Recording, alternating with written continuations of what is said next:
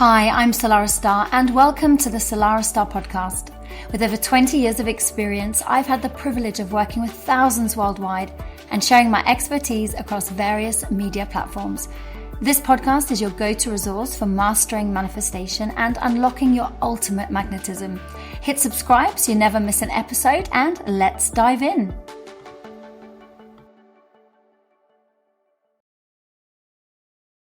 And a very, very warm welcome back. Salarah here. As always, it is beautiful to be with you.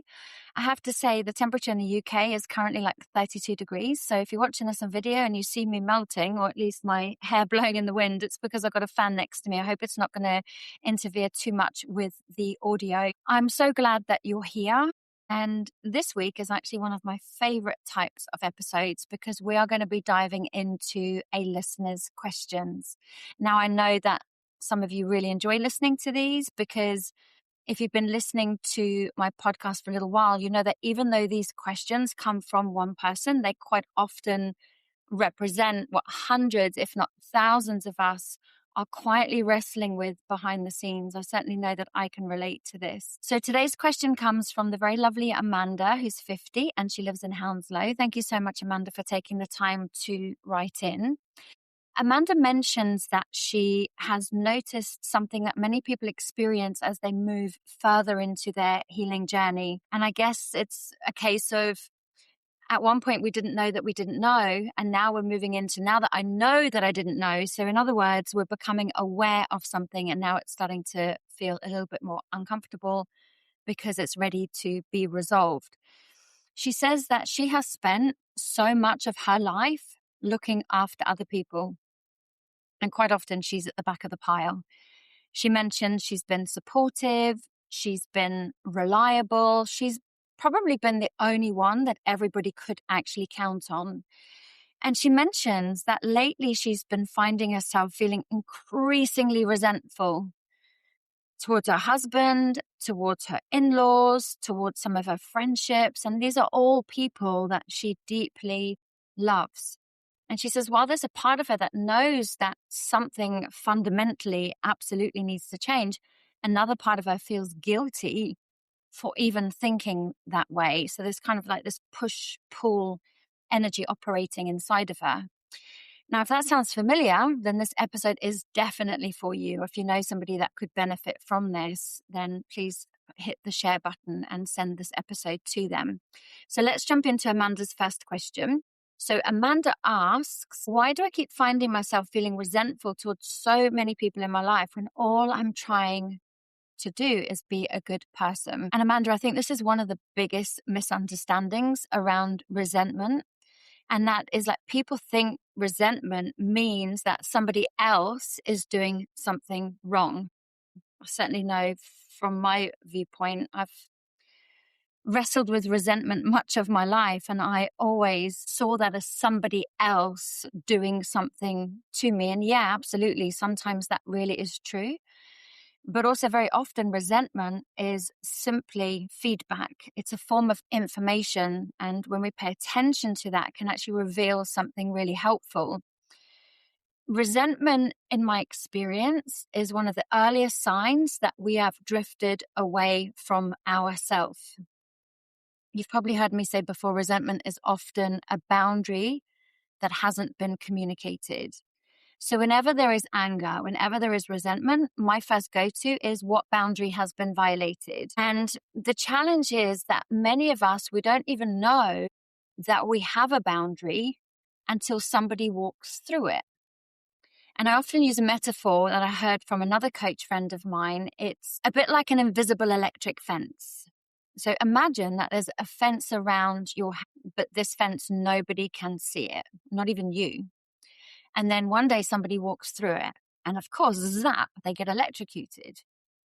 They feel uncomfortable, irritated, angry even, and probably quite resentful because that would have hurt somewhat. And the other person, they tend to then look quite confused because they don't know what's happened and they had no idea that the fence was even there. But the truth is, neither did you actually know that you had this invisible fence around your property either. And most of us discover our boundaries through some kind of discomfort. So the resentment itself isn't actually the problem. The resentment is the messenger. It's like your emotional guidance system saying something like, excuse me, something important has just happened over here. And one of the things I talk about a lot in my book, The Only Way Out Is In, which I'm very proud to say got released on the 9th of June, is that our triggers, they are often invitations into greater awareness. They can reveal hidden patterns and subconscious programs that have been very subtly running in the background for years and years and years. We just didn't understand or know how to interpret the signals that we were getting.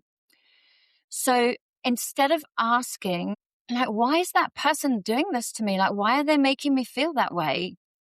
We can ask instead, which is going to be much more helpful, what boundary have I just become aware of? And that question, it starts to change everything. I think a super helpful exercise for something like this would be to get a notebook and just draw a line down the middle. So you're creating 2 columns. And then you can write at the top of the first column, what am I available for? So it could be, I'm available for respectful communication. I'm available for being supportive when I genuinely have capacity to give. I'm available for honest conversations. I'm available for mutual efforts. But what I'm not available for, and you put this in the next column, is I'm not available for being everybody's dumping ground. I'm not available for constant last minute demands. I'm not available for picking up after everybody and feeling like nobody's actually there to help me. I'm not available for feeling guilty for having my own needs. I'm not available for carrying responsibilities that belong to other adults. I'm not available for abandoning myself to keep the peace. And I think this is such an important exercise because you're going to bring to the fore what your boundaries are, what you're willing and what you're not willing to accept. So the fence stops being invisible. It's now a visible fence that you have brought into your own awareness, but now have communicated with other people. And one of the biggest things for me, Amanda, is I had no idea that the resentment that I was feeling, and I had a lot of it over a long period of time, was actually boundary violations. That maybe I said yes when I meant no. Maybe I felt guilty for speaking up when I really wanted to, but I blamed the other person saying, they keep doing this to me, but actually I never actually spoke up and put my own needs on the table. And for so long, I was so caught up in the resentment that I felt towards other people that I didn't actually realize I was part of the problem. I was part of the creation of that.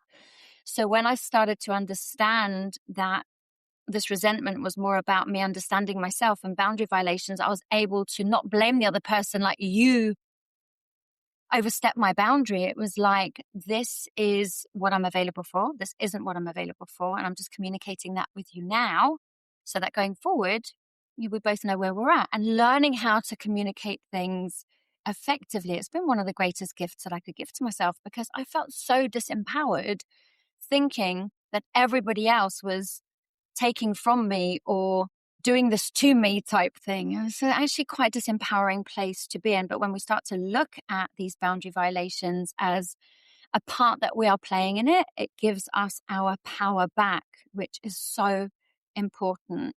And I think even if we just discover one boundary through that exercise, and, I'm no longer available for looking after my mother-in-law on my only day off when there are 5 other family members that she probably feels a bit more comfortable with looking after her. And actually they live closer. Why am I bending and twisting myself out of shape here? And my health is suffering and I'm starting to feel intolerant. I'm starting to feel resentful when in actual fact, I can't pour from an empty cup. I have to take care of myself first. And by taking care of myself, it means I then have more to give. So I hope that helps, Amanda. I know it can be a little bit of a tricky one. If you'd like to unpack that on a one-to-one session, I'd be more than happy to dive a little bit deeper, because quite often resentment is also showing that self-abandonment and self-betrayal and self-rejection. I know it sounds a little bit deep, but actually when we start looking beneath the surface of some of these challenges that we experience, we see actually there's a lot more to unpack. And what we are noticing with the resentment is just the effect of some deeper cause. And if we can get to the cause, then we start to change the effect and everything starts to feel a lot more comfortable. So then moving on to the next question, how do I know if I'm people pleasing?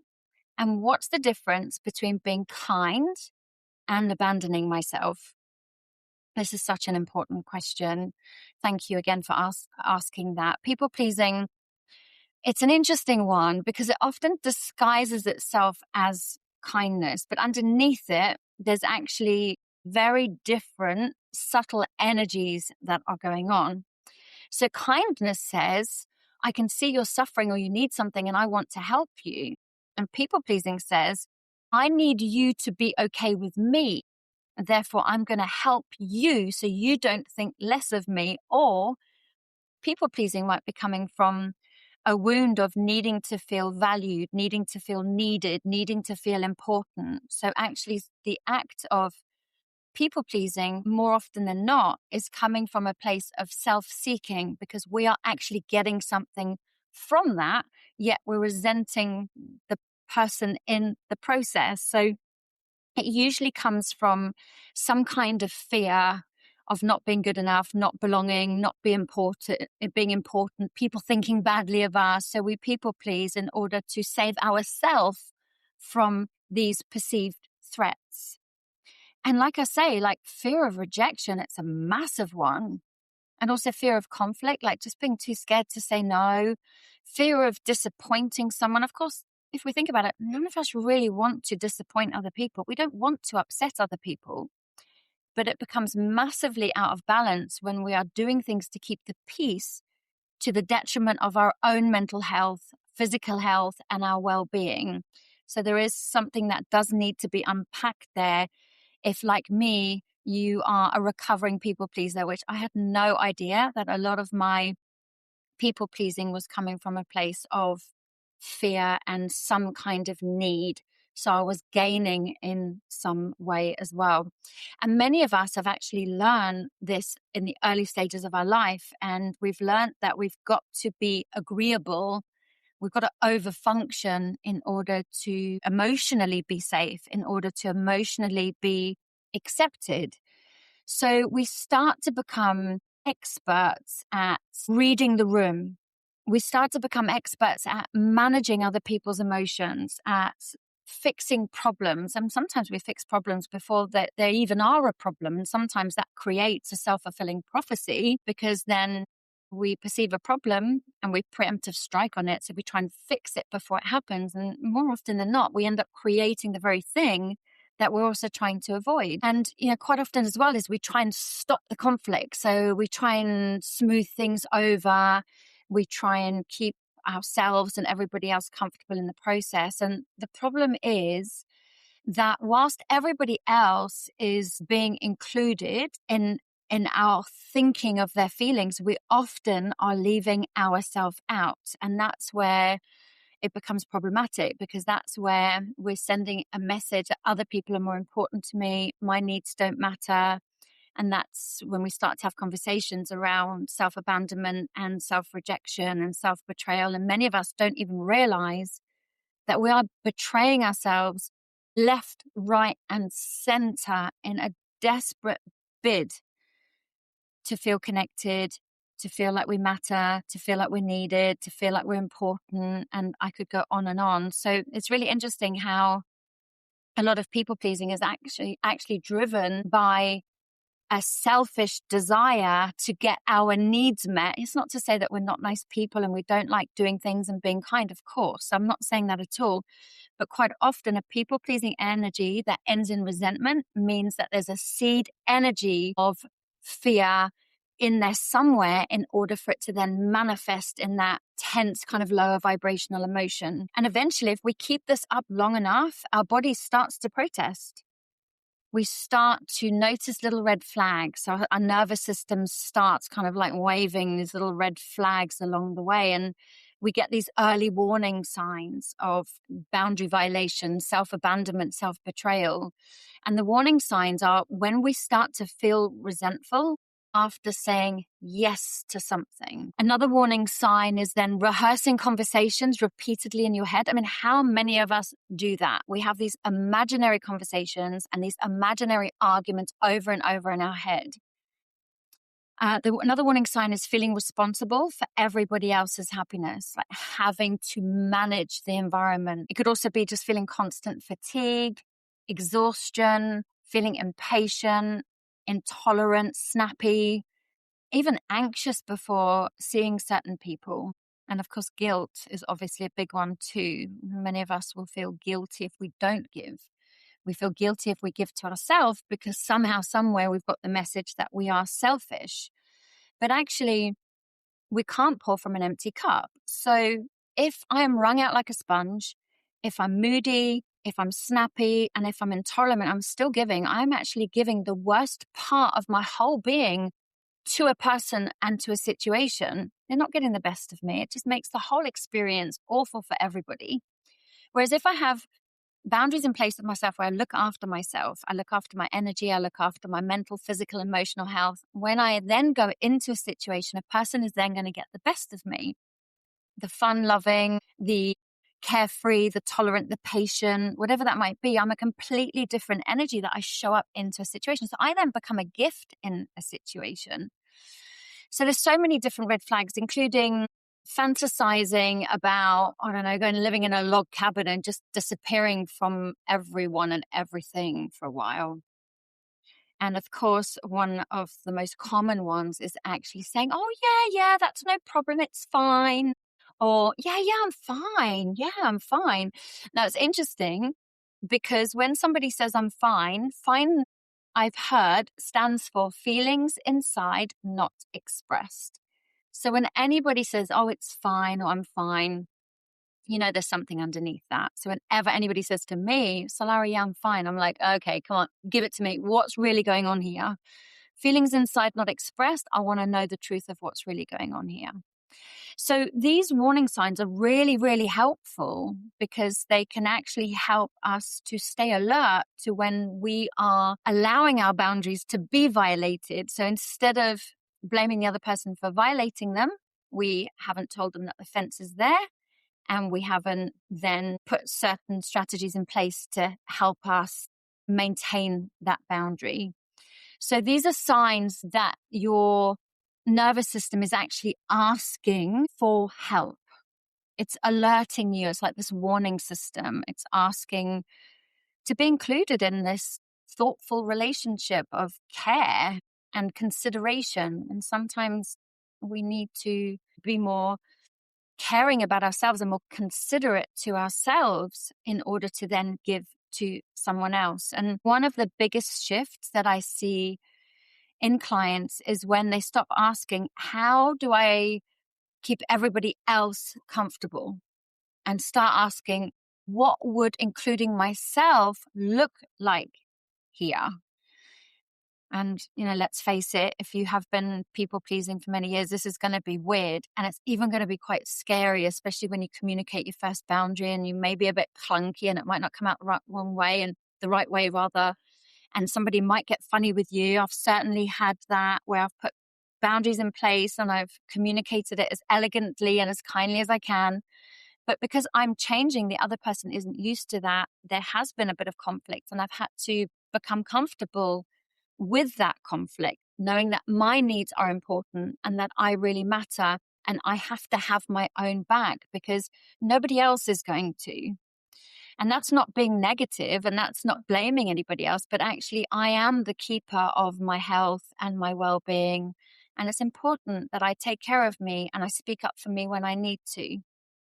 So thank you for that, Amanda. That's really, I could just go on and on about that one because it's a very important question, but hopefully I've covered the main kind of topics on that question. And then finally, the final question Amanda asked is, what if I start setting boundaries and people don't like it? So we kind of touched on that in the last part of the question, the last question. What if I lose relationships?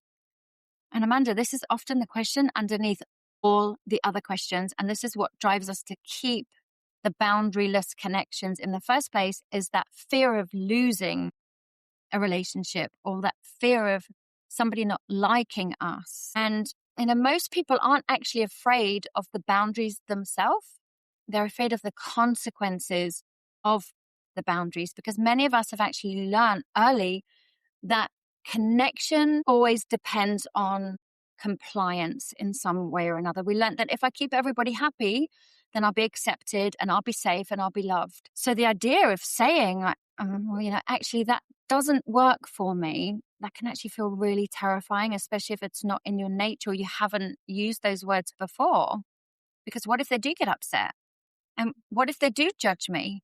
And what if they do leave? And what if they do think that I'm selfish? And what if they this and what if they're that? But here's something I've noticed of nearly 20 years of being on this personal development journey, is the people who benefit most from your lack of boundaries, they are often the people who struggle most when you begin creating them. And that definitely does not make them bad people, of course. They're just simply accustomed to a version of you that meets their needs, that overgives, and now you're changing the rules. So that adjustment period, it can feel really uncomfortable for everybody. But if somebody gets annoyed because you've put a boundary, and that shows that that boundary absolutely needed to be put in place in the first place. So I have to say, from my experience, boundary work is rarely comfortable, especially in the beginning. You get a bit more used to communicating your needs and putting boundaries in place. In actual fact, people start to pay attention. They're like, well, actually, maybe I need to start thinking more about myself and my own mental health, because I'm actually overgiving and exhausting myself over here too. So maybe I can learn something from Amanda. Maybe I can learn something from Salarah. So we actually help give other people their power back by modeling a really healthy way of showing up in relationships. So one thing is certain, if you are setting boundaries properly, it often feels really awkward. It feels clunky. It feels awkward. And yeah, you're going to second guess yourself. You're going to wonder if you're being selfish. You're going to probably want to undo the boundary that you've just put in place because it feels so awkward. So you're going to want to backtrack. You'll feel tempted to probably explain yourself excessively. That's all perfectly normal. So you're learning a completely different way of relating. So it always feels weird in the beginning. But eventually, something really beautiful is going to happen. You're going to stop being the rescue boat. You're going to start being the lighthouse. You're going to stop overfunctioning. So stop overgiving and exhausting yourself. You're going to stop carrying everybody else's backpack, because lack of boundaries is a bit like that. You're going on a hike, you're carrying everybody else's backpack. That's exhausting. And the relationship, shall I say, that remain become healthier because they're based on truth and honesty and integrity rather than that awful feeling of obligation. Which leads me on to the final part. So I thought this would be quite useful, Amanda, for you to try this, and anybody else listening to this, I invite you to do the same. To take a moment to visualize the version of you 6 months from now. The version of you that trusts herself a little bit more. The version of you that absolutely knows that your needs matter and that actually looking after yourself is a gift to other people. The version of you that can actually say no without spiraling into guilt, without backtracking. The version of you who speaks her truth, but she speaks it with kindness and with respect and with clarity. So that version of you who has already practiced some of this boundary work, just notice, like, how does he or she walk into a room? Like, what is the stature? What is the posture like? Is that version of you standing up tall and strong? And how does that version of you make decisions? Is it kind of like a reactive, which isn't always the best in my experience? Is it something that's actually, oh, this feels uncomfortable. I wonder where I haven't put a boundary in place. And so proactively making decisions and putting things into place in order to protect yourself, but also protect the other person from your wrath when they've overstepped your boundary. So how does that version of you make decisions?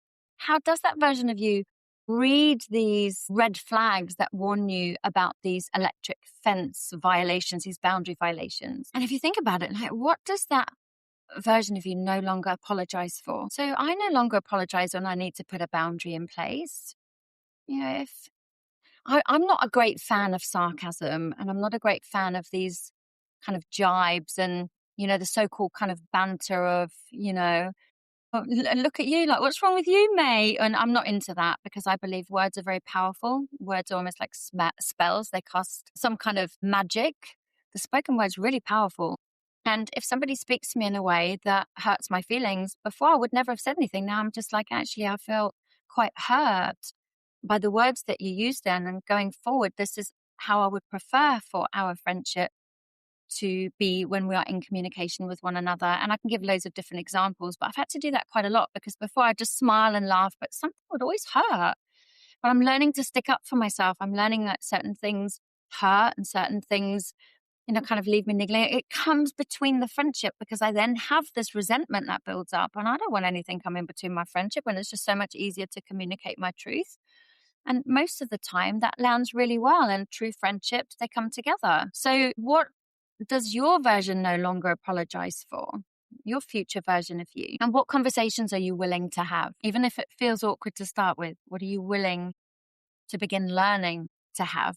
Like, how does the future version you respond when somebody is disappointed? It's almost like I'm carrying on everyone's backpacks up the hill. And then when I give someone's backpack back, they then get annoyed with me that I'm giving them their backpack back. That's theirs. That's not mine. I should never have been carrying the backpack in the first place.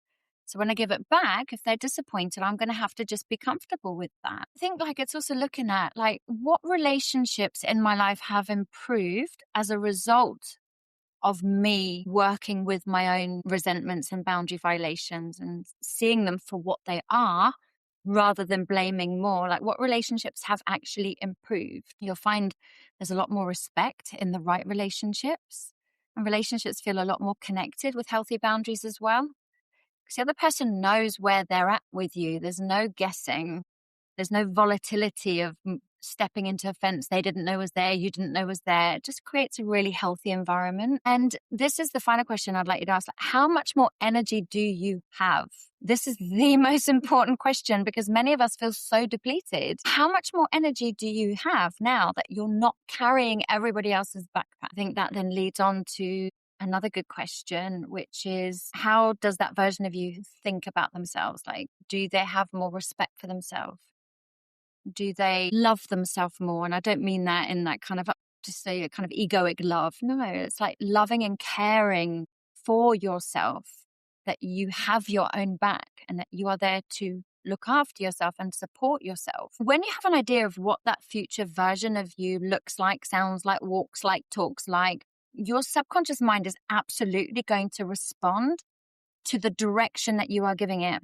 So even though we can't take away the discomfort that you might experience when you're putting these boundaries in place, you will move to that future version of you quicker when you absolutely have a clear indication of where you are pointing your arrow, of what that future version of you looks like as a result, sounds like as a result.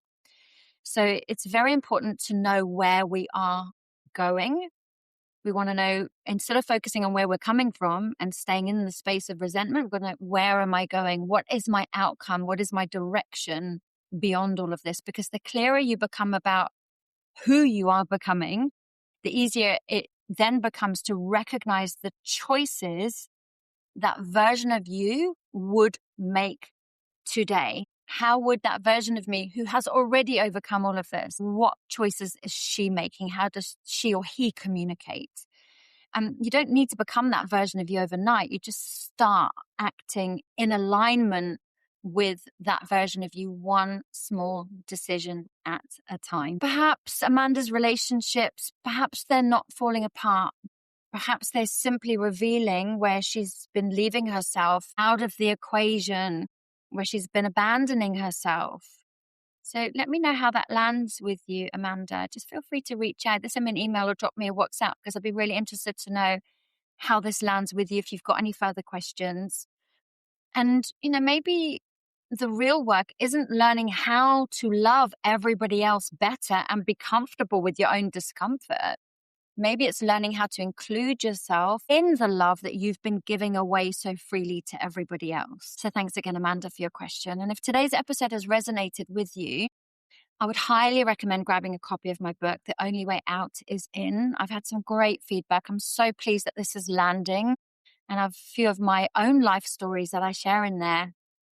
Many of you have mentioned how they mirror and are very similar to yours. And that's good to know, because then some of the exercises will actually help you out too. So the book is all about exploring some of the hidden patterns and some of the subconscious programs and protective strategies that end up keeping us stuck in these kind of yucky self-abandonment, people-pleasing kind of fear-based patterns and living. So as always, if you've enjoyed today's episode, please subscribe. It really helps as well if you leave a review and share it with somebody that might need to hear this conversation. I will pop a link to my book in the show notes. And next session, I have got my very dear friend, Yehuda Goldfeiner. He features very heavily in my book too. He was an absolute angel in some of my darkest moments, and he and I will be sharing a lot of profound wisdom that will no doubt help you on your pathway too. So for now, lots of love, take care, and I very much look forward to being back with you next week. Bye for now. Thank you for tuning in to the Salarah Starre podcast. If you enjoyed this episode, make sure that you hit subscribe so that you never miss out. And you can stay connected with me on Instagram at Salarah Starre. And for even more inspiration and explore my courses and coaching at salarahstarre.com. You deserve to live a deeply connected and fulfilling life. And it's only you that can make it happen.